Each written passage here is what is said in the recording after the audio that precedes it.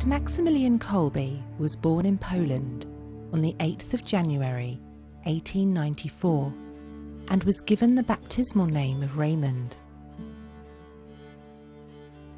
Both his parents were devout Catholics and instructed Maximilian with care and diligence in the teachings of the Catholic faith.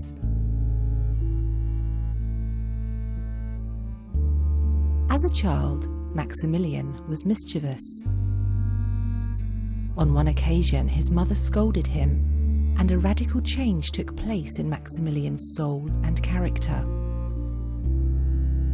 That night, he asked the Mother of God what was to become of him. Our Lady appeared to Maximilian Kolbe, holding 2 crowns, one white, the other red. The white one meant that Maximilian should persevere in purity, and the red that he should become a martyr. Our Lady asked if Maximilian was willing to accept either of these crowns. Maximilian said that he would accept them both. From then on, Saint Maximilian knew that he was destined to give his life as a sacrifice to Jesus in martyrdom. He heard within his soul the call of Christ to the Catholic priesthood and decided that he would become a Catholic priest. In late 1910, he entered the Franciscan novitiate. When he received the habit, he took the religious name of Maximilian. He was ordained a Catholic priest in 1918.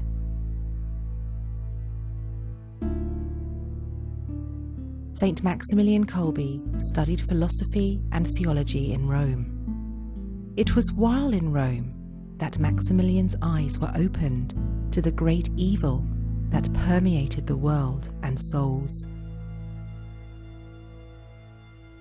He understood then that the military zeal that burned in his heart was for a spiritual war.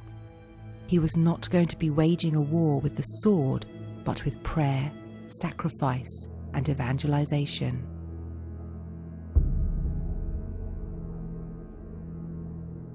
While studying in Rome, Saint Maximilian was walking through St. Peter's Square when he noticed a large rally of Freemasons with banners that read, "Satan must reign in the Vatican, and the Pope will be his slave."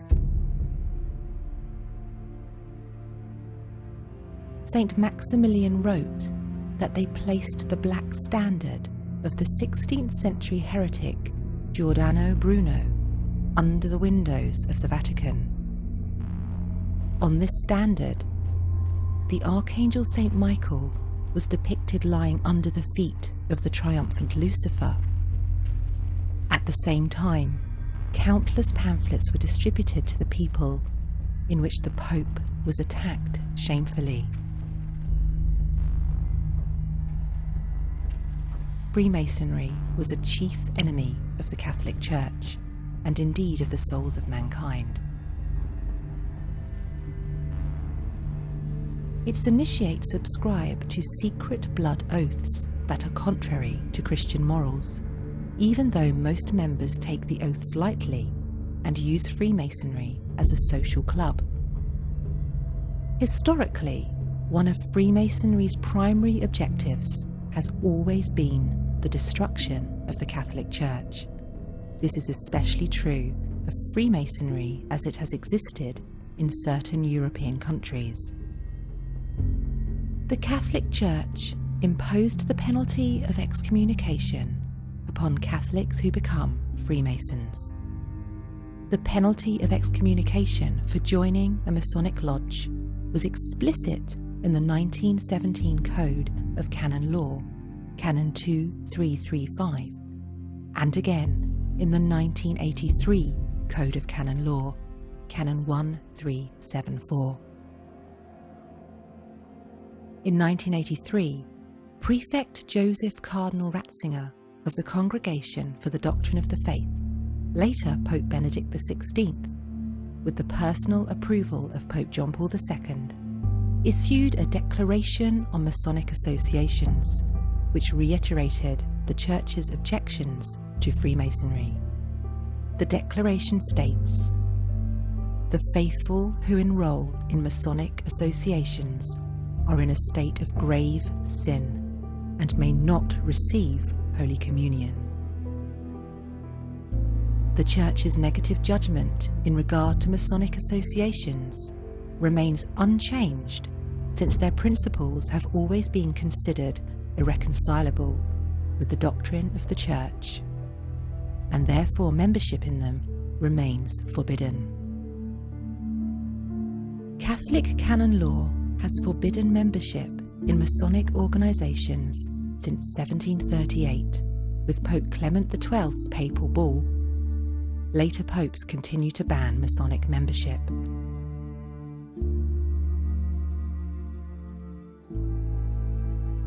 About Freemasonry, St. Maximilian Kolbe said, "This mortal hatred for the Church of Jesus Christ and for his vicar was not just a prank on the part of deranged individuals, but a systematic action proceeding from the principle of Freemasonry to destroy all religion, whatever it may be, especially the Catholic religion."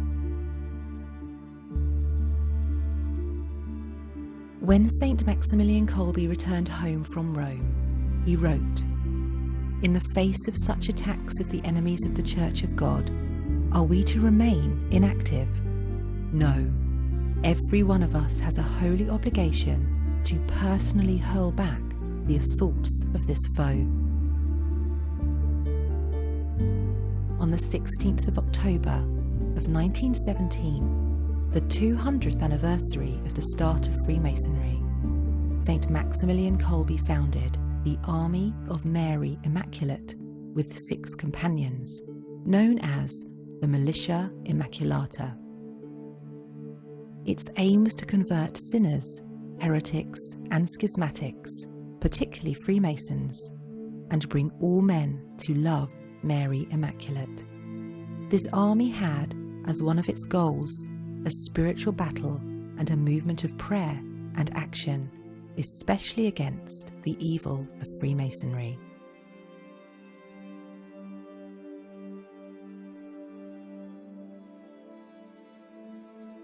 St. Maximilian Kolbe's deep and profound love for Mary Immaculate was the main characteristic of his life. He understood that he was no more than an instrument of Our Lady, and the only time he was known to lose his temper was in defense of her honor.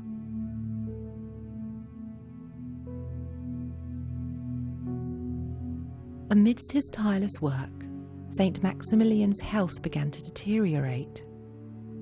He had an advanced state of tuberculosis. One of his lungs had collapsed and the other was damaged.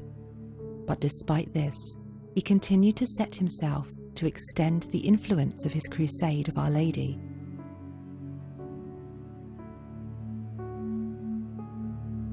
St. Maximilian's utter dependence upon Our Lady saw him build the largest Franciscan friary in the world.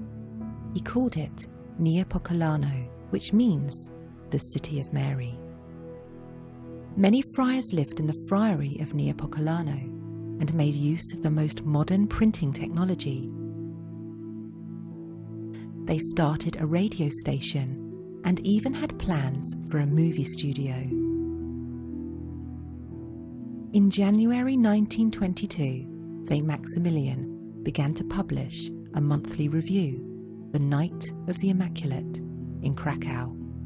Its aim was to illuminate the truth and show the true way to happiness. In 1927, 70,000 copies were being printed.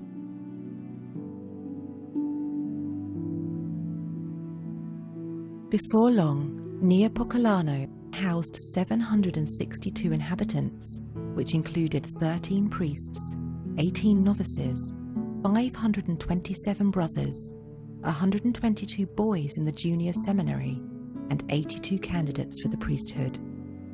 More than 1 million people of all classes and professions ranged themselves behind the standard of Mary Immaculate.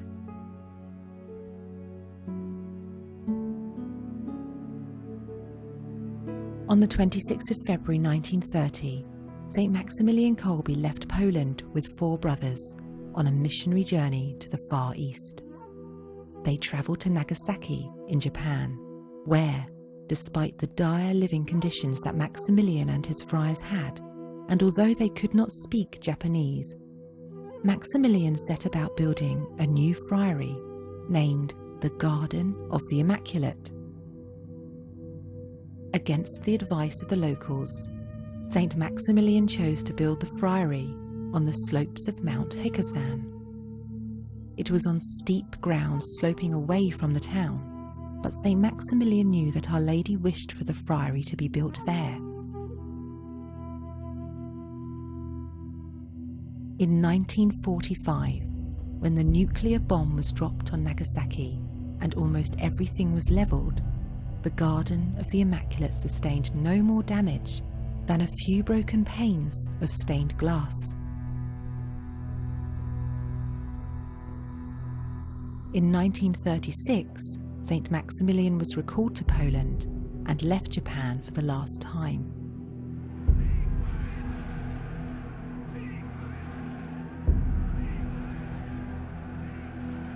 The Nazis invaded Poland in 1939.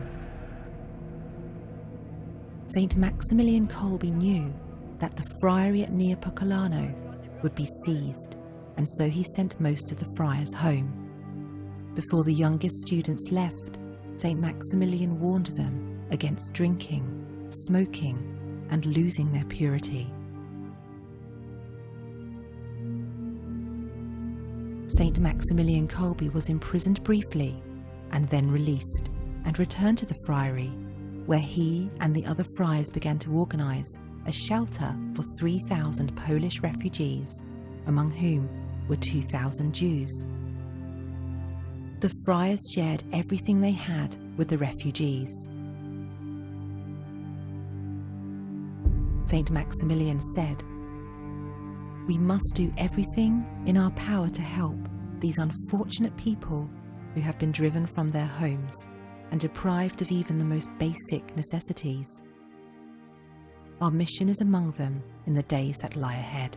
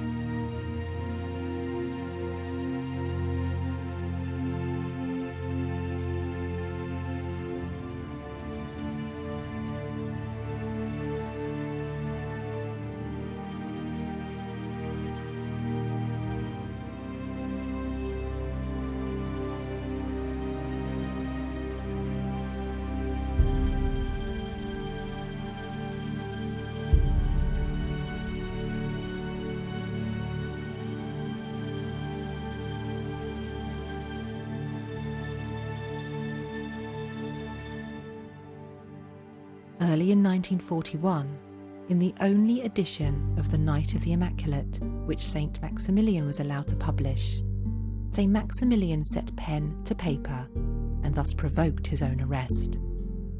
"No one in the world can change truth," he wrote. "What we can do and should do is to seek truth and to serve it when we have found it." The real conflict is an inner conflict. Beyond armies of occupation and the hecatombs of extermination camps, there are 2 irreconcilable enemies in the depth of every soul: good and evil, sin and love. And what use are the victories on the battlefield if we ourselves are defeated in our innermost personal selves?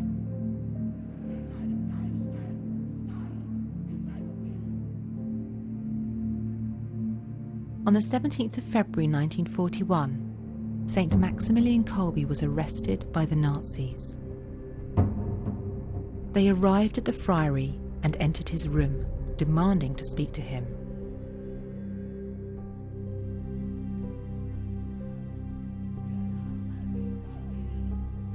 St. Maximilian faced them meekly, making no attempt to resist arrest, as he remembered how Jesus had acted when he was arrested.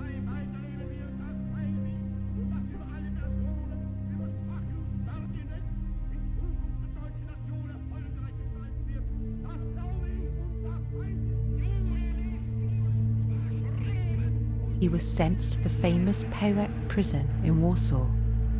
There he was singled out for special ill treatment.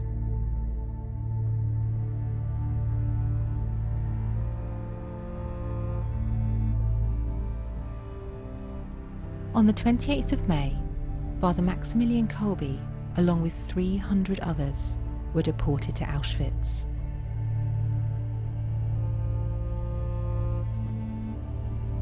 There he received his striped convict's garments and was branded with the number 16670.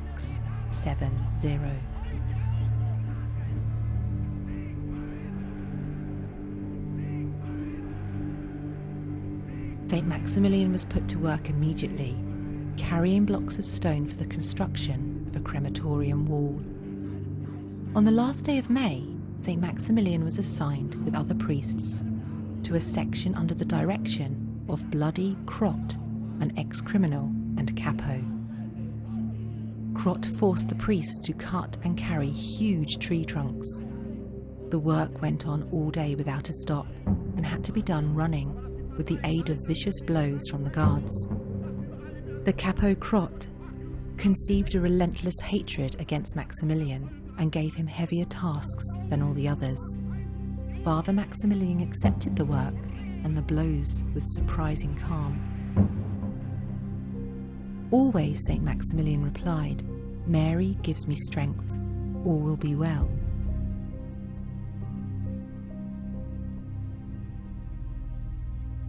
He told his fellow prisoners, "When suffering is remote, we are willing to do everything.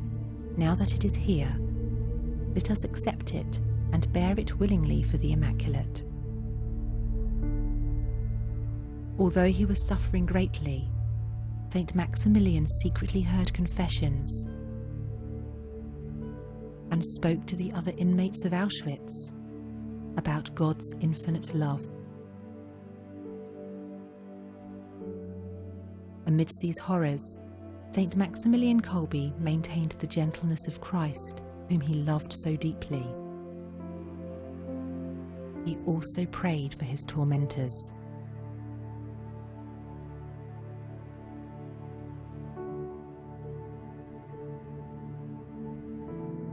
When food was brought in, he stood aside, so that frequently there was none left for him.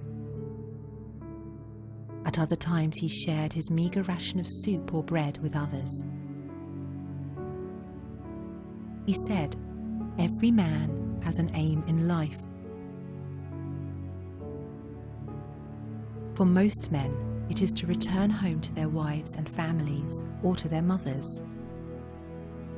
For my part, I give my life for the good of all men." At night he would seldom lie down to rest. Instead he moved from bunk to bunk saying, "I am a Catholic priest. Can I do anything for you?"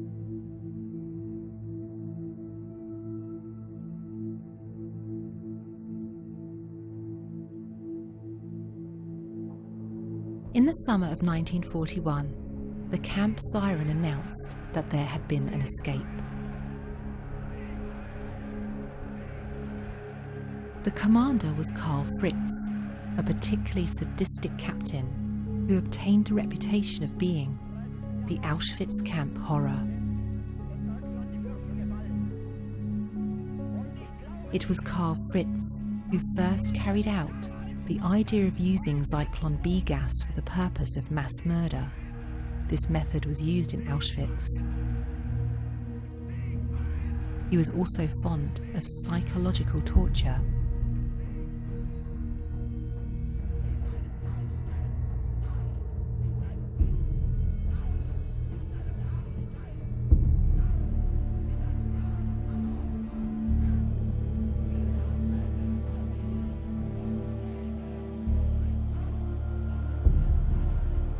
commander announced that on account of the escape, 10 prisoners would be picked in reprisal and would be assigned to the bunker, an underground starvation cell.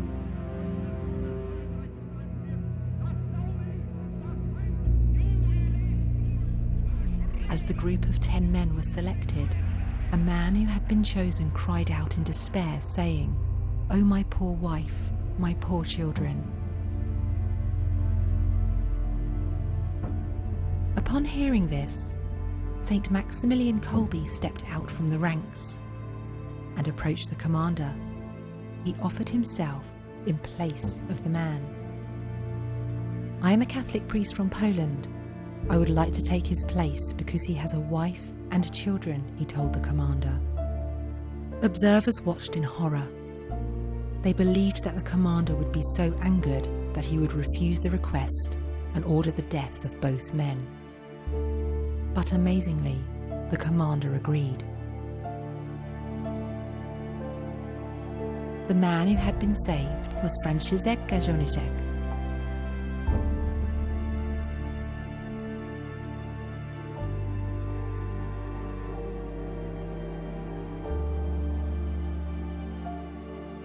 He was put back into his place without having had time to say anything to Maximilian Kolbe.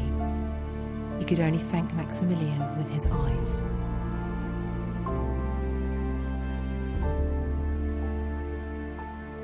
The news quickly spread all around the camp.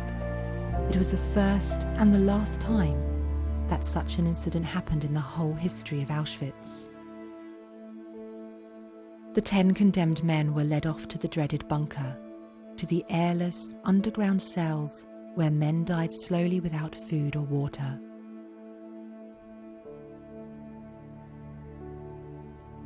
St. Maximilian was thrown down the stairs of Building 13 along with the other victims and left in the bunker to starve.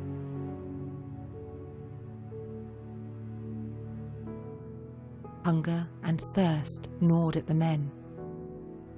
Some drank their own urine. Others licked the moisture on the dank walls, but St. Maximilian encouraged and comforted them.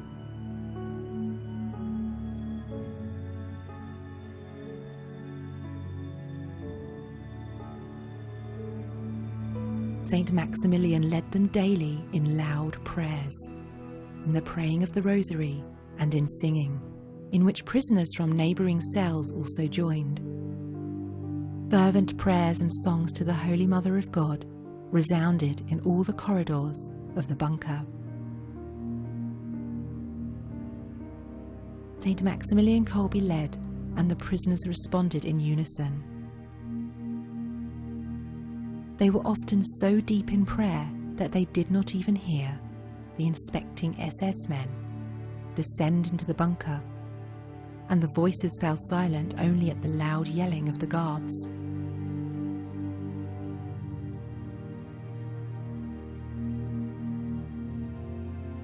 Two weeks passed in this way, until only St. Maximilian Kolbe was left alive. The authorities felt that St. Maximilian Kolbe was living too long, and that the cell was needed for new victims.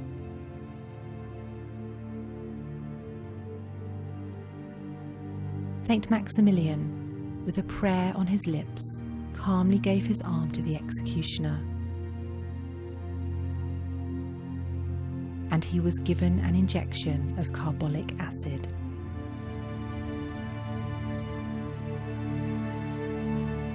St. Maximilian's face was calm and radiant as he died.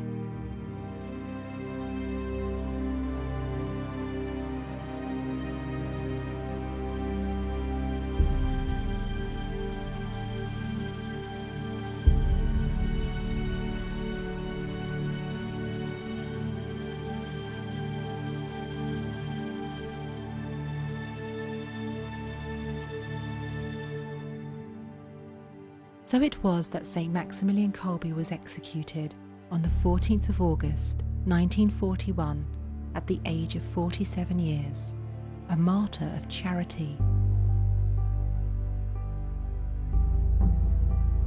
His body was removed to the crematorium and without dignity or ceremony was burned, his ashes disposed of.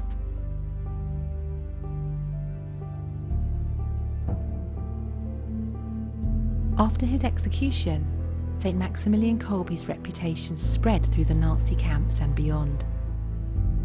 After the war, there were claims of cures being brought about through his intercession.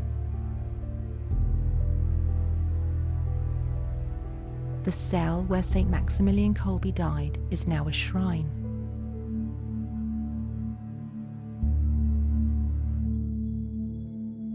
In 1970, St. Maximilian Kolbe was beatified by Pope Paul VI. Pope Paul VI said at the beatification ceremony, "His name will remain among the great of all time. He fulfilled Christ's command to love one another even unto death."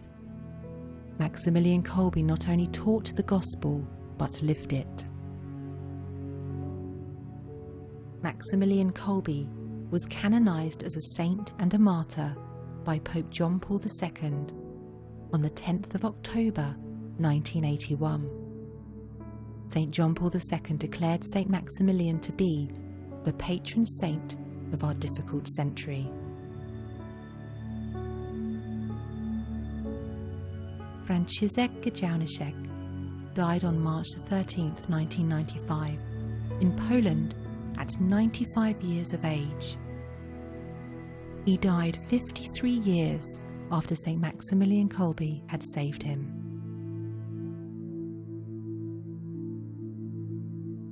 St. Maximilian Kolbe's feast day is celebrated on August the 14th.